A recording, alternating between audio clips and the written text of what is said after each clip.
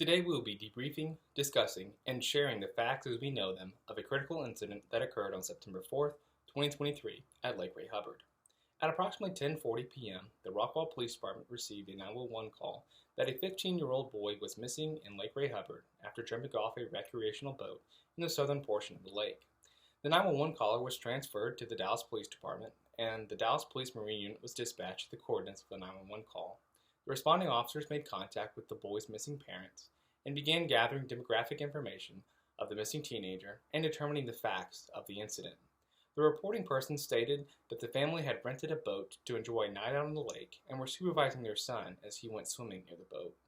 The reporting person stated that the missing teen had jumped off the boat many times during the night and was able to swim.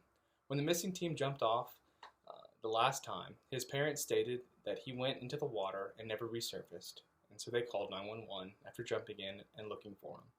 The parents stated that their son could swim, but he was not wearing a life jacket when he jumped into the lake.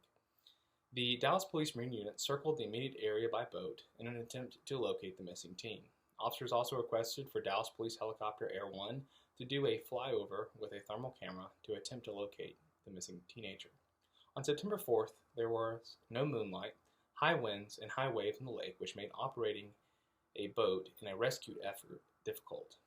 The portion of the lake where the teen went in was about 30 feet deep, but had various submerged logs, which made navigating the lake difficult.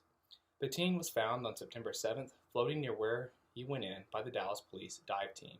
The family was called to the Dallas Police Marine Unit substation, and Dallas Police contacted the Rockwall County Justice of the Peace to make the death notification. Dallas Police Homicide responded to the location and began their investigation. Rockwall County EMS took custody of the teen's body and transported him to the Dallas County Medical Examiner's office.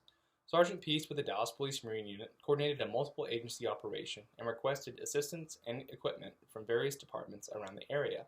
Dallas Fire Rescue, the Dallas Police Department Dive Team, Wiley Fire Department, Wiley Police Department, Rockwall Fire Department, Rowlett Fire Department, the Texas Game Wardens, and Coast Guard Auxiliary were requested to assist in the rescue and recovery of the teen.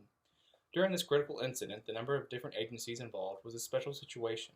Interoperability was maintained due to the leadership of Sergeant Peace, where he used various forms of communication, including police radios, cell phones, and group messaging apps such as GroupMe, to establish good communication across all departments.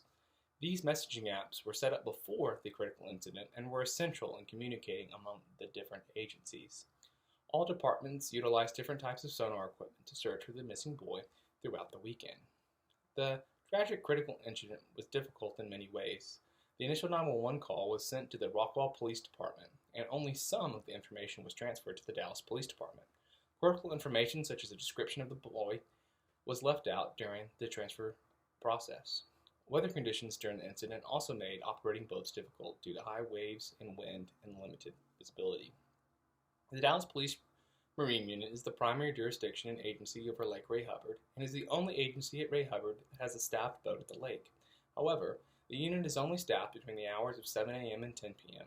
Outside of operating hours, officers are requested off of patrol to respond to the boat, which is about a 20-minute drive, even driving emergency lights and sirens activated.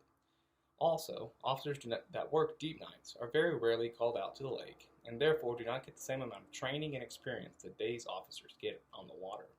The unit is under-equipped to handle the wide variety of calls that occur on the lake and do not have all necessary equipment to be able to conduct critical incidents like this one. The primary boat used by the Marine Unit is an old donated fishing boat, and due to the type of hull and engine the boat has, is not able to reach many parts of the lake. At this time, orders for better sonar equipment and drones have been placed in order to increase the rescuability for the unit. Command staff has also been in touch with the Rockwall County Dispatch Center to create a more streamlined way of transferring calls between the agencies. Command staff has also been notified that the unit needs to be staffed 24 hours, and policies are being written to correct that. All standard operating procedures and policies were followed by the Dallas Police Marine Unit during the critical incident. Established protocols were not appropriate to handle the critical incident and are being changed to staff the unit 24 hours a day so officers do not have to make a 20-minute drive in an emergency. Training is also being created so that all officers that operate within the Marine Unit have the same necessary skills for prevention, enforcement of applicable laws, and have rescue training. As previously stated, multiple agencies were involved in the rescue and recovery of the team. Each agency brought necessary skills and different equipment to aid in the recovery effort that were invaluable, and the number of personnel was adequate. Many lessons were learned during the critical incident that in turn led to the Marine unit being better prepared and equipped to respond to similar calls in the future.